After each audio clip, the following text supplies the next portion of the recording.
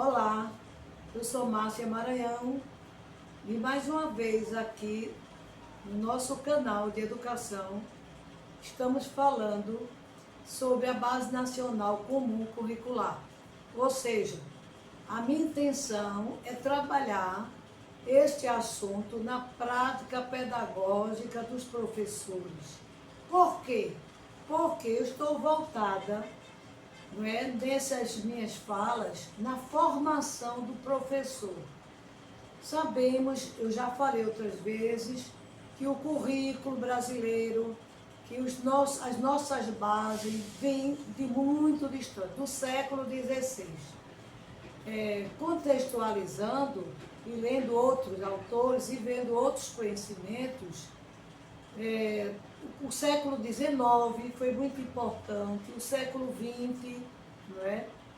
Então, para falarmos hoje do assunto que é valorizar a diversidade cultural, os saberes da diversidade cultural e vivências, e apropriar-se de conhecimentos do mundo do trabalho. Aí eu comecei a pensar, poxa vida, muito conhecimento, muita história para contar. Então, antes de eu me deter em vários aspectos, dessa diversidade, desses problemas que hoje a gente vive no Brasil, perante a diversidade cultural, aí eu vou querer destacar de onde vem essa problemática. Será que essa problemática começou agora?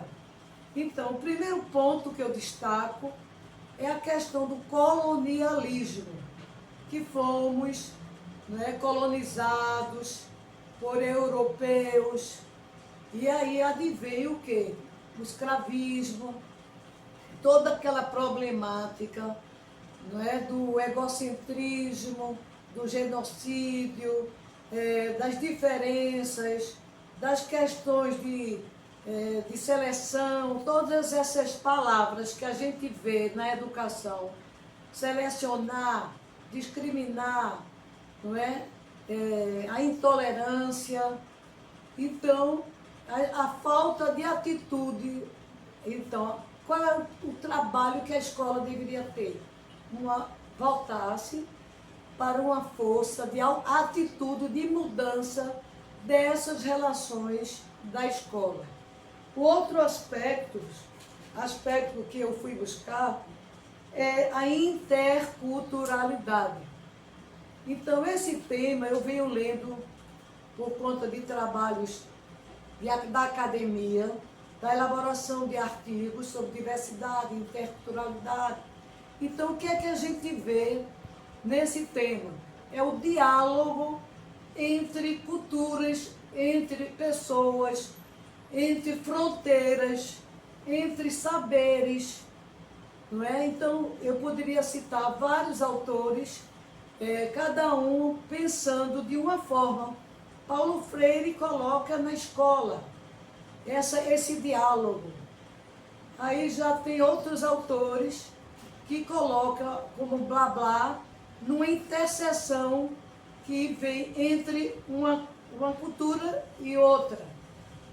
Já outra autora, que é mulher, então ela fala que esse diálogo se dá entre fronteiras. Então, como a gente coloca aqui, que nós estamos contextualizando esse assunto da valorização das ciências, mais direcionada ao mundo do trabalho. Lógico que diversidade só daria conta dessa conversa, porque é muita coisa. Imagine direcionada para o mundo do trabalho. Imagine a gente analisar vivências. Então, outro ponto que eu fui buscar é a filosofia latino-americana. Fui buscar na interculturalidade e que o autor, que eu estou aqui com ele coloca críticas, diálogos e perspectivas sobre esse assunto. E que, inclusive, na introdução do livro, ele diz que nem dá conta total desse assunto, porque a filosofia, além de ser muito profunda, é uma forma de viver. Eu estou analisando para que seja bem prático, para que atinja as pessoas, principalmente os professores, que é o alvo, né? Professores, diretores, coordenadores, educadores. Então, essa filosofia de ver as coisas, de ver o que é que acontece, quais são as atitudes que as pessoas, por exemplo, na família, a questão do preconceito, nas leituras a gente vê que começa já na família, o preconceito da intolerância, não é? De observar diferenças. Então, nessa diversidade de saberes e de experiências, aí a gente vai se debruçar na diversidade do índio, do negro, de culturas populares, não é? De valorizar essas culturas. Por quê? Porque são expressões populares, é o povo que é a forma do povo falar. Então a gente não pode discriminar a forma da pessoa se vestir, não é? De defender uma causa. Todos nós devemos ter respeito ao outro. Então esse respeito ao outro que vai desembocar na justiça social, não é? E na equidade de oportunidades, ou seja, como a gente defende a bandeira da educação, então o que seria essa equidade social? Que todos têm o direito a ter construção de conhecimento dentro ou fora da escola, que agora inclusive estão defendendo que a educação pode ser fora, e a gente defende que pode ser fora e dentro. Por quê? Precisamos do outro para nos identificarmos e definirmos quem somos nós. Eu só posso saber quem eu sou convivendo com outros pares, com outras professoras. A gente tem visto muito na televisão, nas redes sociais, a importância que o professor tem na sociedade. Quantas pessoas dizem assim, eu descobri minha vocação na escola. Foi um professor que me mostrou essa competência, essa habilidade, que eu reforçasse, eu caminhasse e me aprofundasse nessa minha competência. Então, eu dizendo isso, estou dizendo a importância da escola, da valorização da diversidade.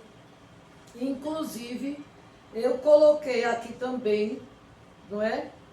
A questão do professor, né? A diferença de professores. Tem professores de todas as áreas, de todos os saberes. Achei muito lindo ontem vendo um documentário onde o professor de biologia dispõe todo o seu material de insetos e animais para as escolas do entorno onde ele mora. Eu achei o máximo. Vamos começar a fazer isso, minha gente. Então, tantos de nós, professores, educadores, temos uma biblioteca de livros, nós temos outros saberes. Vamos criar uma roda de troca de saberes, de troca de materiais, porque, inclusive, nessa competência, diversidade cultural e vivências e de experiências, eu estou puxando aí na vivência de experiências e estou convocando vocês, todos nós, a marcarmos essas trocas de experiência para ajudarmos os invisíveis, as pessoas que não chegaram até a escola, ou pessoas que nem chegaram e sabem muito porque leram. Então, existe uma gama de coisas a fazer a esse respeito. E aí, falando isso, eu estou falando também do currículo oculto. Eu falei que nós temos um currículo, que essa base está proclamando a todos, públicos e privados, a construir currículo, mas eu quero lembrar aqui do currículo oculto. O que seria isso? Currículo oculto? Pois olhe, o currículo oculto é o que eu acabei de dizer. São conhecimentos que nós aprendemos, acumulamos, aprendemos na família, aprendemos na rua, aprendemos com os pares, aprendemos com os livros. e refletimos o que fazer com isso, esse conhecimento. Inclusive, eu acho que todo mundo que faz seleção de pessoas devia saber pedir, não é? Que agora está se falando em portfólio, que é justamente, eu entendo assim, pode nem ser, mas portfólio dá conta de suas experiências. Então, é justamente o currículo oculto que você coloca, oculto e não oculto, nas suas experiências vividas. Então, outra coisa é a questão que eu falei, do conhecimento do mundo do trabalho. Aí isso passa pela cidadania, passa por profissões, não é? Passa por coisas que as pessoas vêm fazendo sobre empreendedorismo, estão criando muitos jovens adultos, começaram a pensar, por que não? Eu posso, eu conheço isso, eu sei fazer bolo, eu sei costurar, que isso chama-se cultura make. Existe toda uma teoria sobre cultura make, né? Já fiz um curso de uma semana sobre cultura make e achei o máximo. Então comecei já a praticar com netos pequenos e deu muito certo, não é? Então você vai se debruçar ou em qualquer coisa que você queira aprender a fazer. No caso, com o neto, foi sobre marcenaria. Peguei madeiras de restos de uma reforma, tinta. Então a pessoa vai usar o quê? Seu tempo livre, sua inteligência, sua habilidade. Inclusive, nesse momento, uns mostram habilidade para uma coisa, para outra. Outro momento foi com cerâmica, onde eu fui para um ateliê de cerâmica e de uma amiga professora chamada Enedina e Holanda, e aí construímos com esse material várias coisas, não é? Ou seja, vários objetos. E aí foi dado a seguinte orientação: façam aí o que você tem vontade. O que você gostaria de fazer com essa massa, essa argila? E aí foram feitas várias coisas. Então, o mundo do trabalho passa por aí. Qual é a habilidade que eu tenho?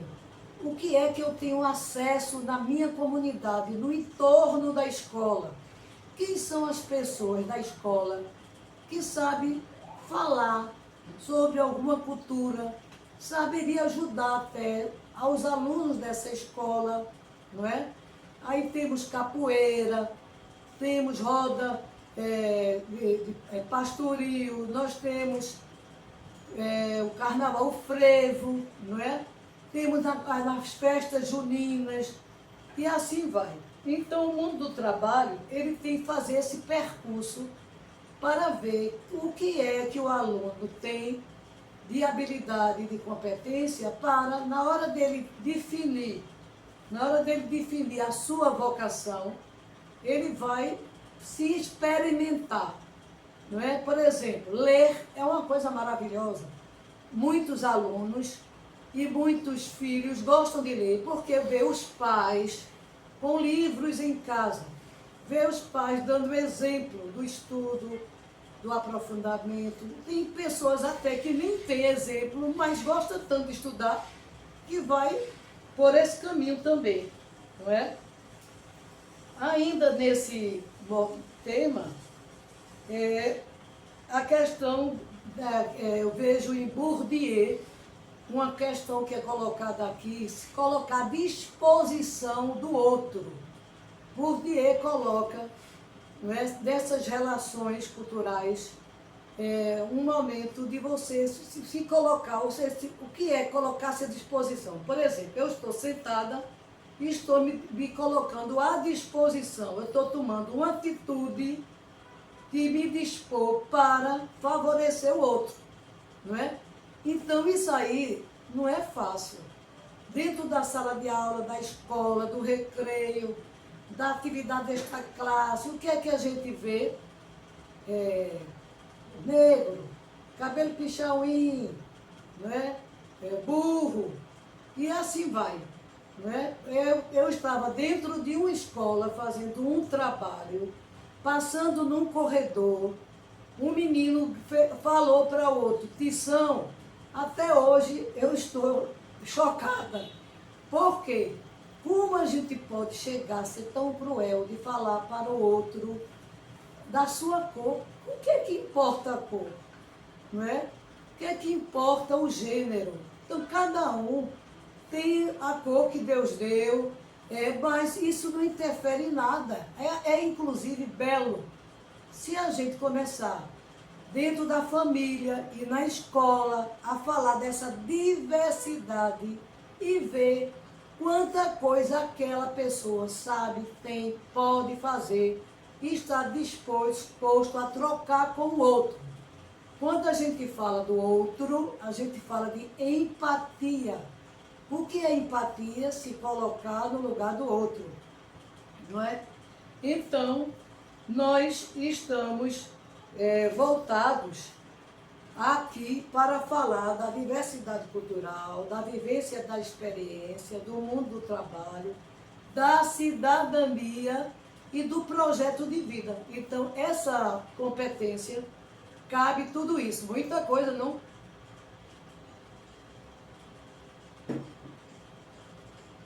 Então, o que é que poderemos ainda falar? Eu falei de várias coisas, né? Falei da disposição, né? O projeto de vida, que aqui é o último na nossa relação, é o último e é o primeiro, que desde o começo eu venho falando projeto de vida. Isso eu estou reforçando, porque esta competência fala também, mas se nós nos organizarmos com um propósito de vida, até o idoso precisa ter propósito de vida. Todos nós, enquanto humanos, não é só o estudante, o aluno, todos nós temos que ter um projeto de vida. Para quê? Para perseguirmos, para sermos felizes, não é? Aqui fala, como eu falei, de equidade, para que todos nós tenhamos direitos. Equidade é você ter o direito a saber na idade própria, não é? A gente sabe que o processo de alfabetização é aos 6 anos e que nós temos de 4 a 17 anos a educação básica. Então, 4 começa o quê? Educação infantil. Mas nós temos conhecimento e prática com pessoas que não foram atingidas por essa equidade, direito de estudar. Temos um trabalho de alfabetizadoras, catadoras de lixo, que fomos procurá-las para alfabetizá-los. Colocamos-nos à disposição do outro. Eu estou mostrando os exemplos, as práticas, para que as pessoas comecem a entender que habilidade é essa, que competência. Então, como eu fui alfabetizadora lá no início da minha vida profissional, foi uma das coisas que eu mais gostei. A gente fica feliz de ver o outro ler, escrever e interpretar. E aí nos colocamos à disposição do outro para essa tarefa. Por quê? Porque esse projeto de vida deve conter liberdade, autonomia, consciência crítica e responsabilidade. Imagine quanta coisa. Só o projeto de vida hoje daria conta da nossa fala, não é? Que o aluno comece a acreditar nele, a ter autonomia, ter liberdade, não é? Tem que ter consciência crítica. Por exemplo, o que eu estou fazendo aqui é uma crítica. Se as pessoas não tiveram acesso à educação na idade certa, como se diz na educação, é porque não teve acesso. Eu ouvi de uma menina catadora de lixo, disse assim: professora, nós não sabemos porque não deram oportunidade a gente. Eu estou até arrepiada falando isso. Então, o saber popular, que é o que Paulo Freire defende, é muito sério, é muito forte, é muito verdadeiro e é o que há. Não é porque o outro não foi à escola que não saiba, não. Não foi à escola por falta de oportunidade, mas ele ou ela tem saberes, não é? Muitos saberes. Então, dando continuidade à questão, como usar recursos, que tipo de recursos poderíamos usar na escola, na prática pedagógica do professor, não é? Que ele pudesse atingir essa competência da valorização, das experiências, da diversidade cultural, ou seja, a diversidade de saberes que falamos aqui, inclusive ainda as vivências culturais, os saberes, não só as vivências culturais, os saberes, mas, como eu falei antes, a tolerância, o respeito e a responsabilidade. É muito sério, gente. Então, a tolerância, por exemplo, a gente aprende dentro da família. Ou seja, é para ser aprendido. Então, se não na família, aí o aluno menino vai para a escola. Se não na escola, na sociedade. E muitas vezes na sociedade, só depois de ser preso, de ser torturado, ou ser humilhado, não é? Então, é por aí. Então, essa questão é muito ampla. Então, os recursos que a gente vê para isso. Não, pinturas, música, filmes, não é? A outra coisa é ampliar o repertório do estudante. O que seria isso? Os autores falam desde a alfabetização, que as crianças saiam do ambiente da sua escola ou do seu entorno para conhecer outros ambientes, chamando isso do enriquecimento da base de experiência.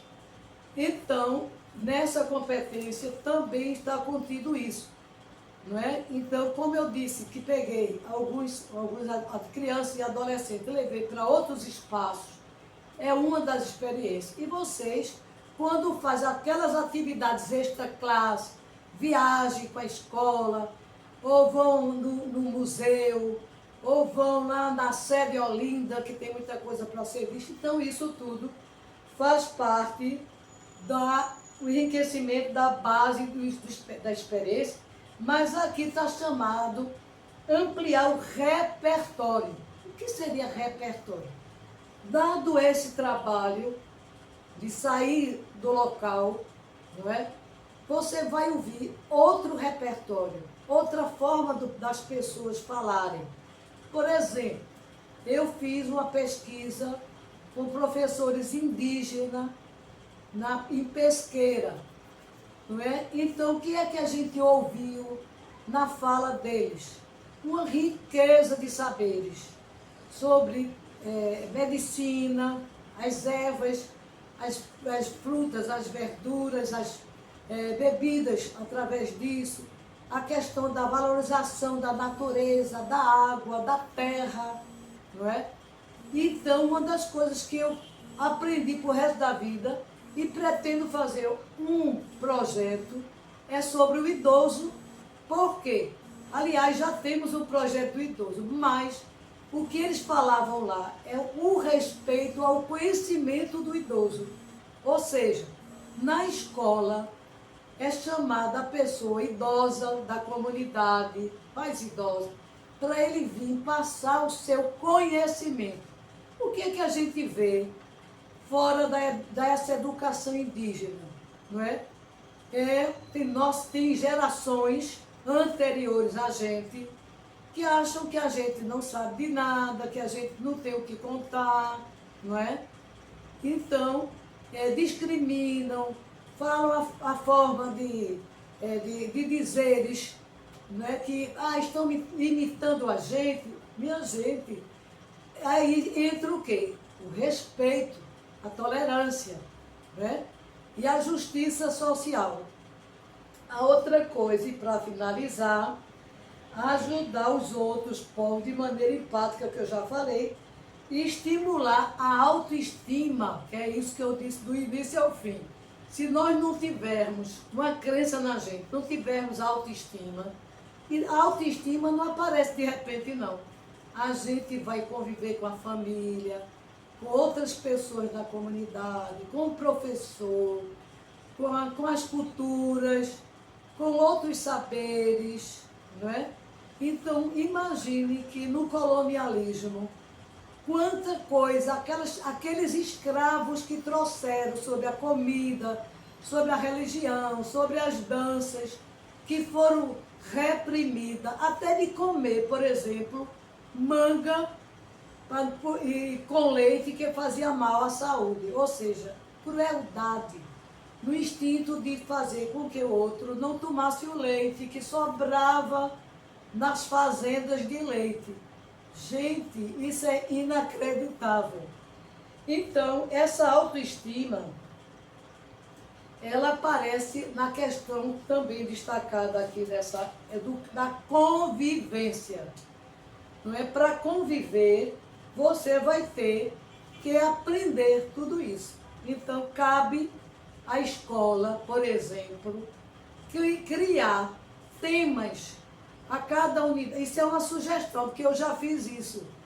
Não é? Como coordenadora de escola, discutindo com os professores, construindo saberes de o que fazer naquela parte do bimestre ou trimestre, ou unidade, como assim queiram, como assim, porque esta base nacional comum, inclusive, o objetivo maior dela é organizar a escola, o ensino, é a organização do ensino e da aprendizagem do Brasil.